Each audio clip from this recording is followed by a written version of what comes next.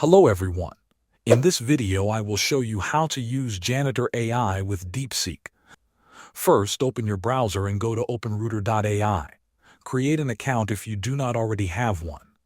After you log in, click on Get API Key on your dashboard. Click on Create New Key. Give it any name you like, then copy the API key that is generated. Keep this key ready because you will paste it into Janitor AI. Now open Janitor AI. Go to any character chat and open the menu. Click on API Settings.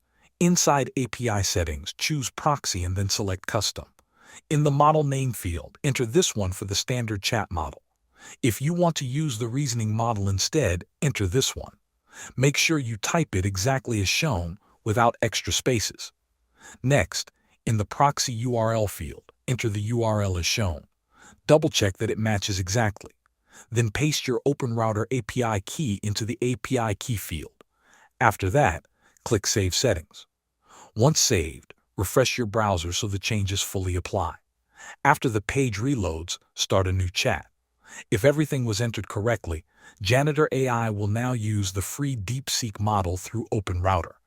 If it does not work, check for typing mistakes, save again, and refresh once more. Thanks for watching.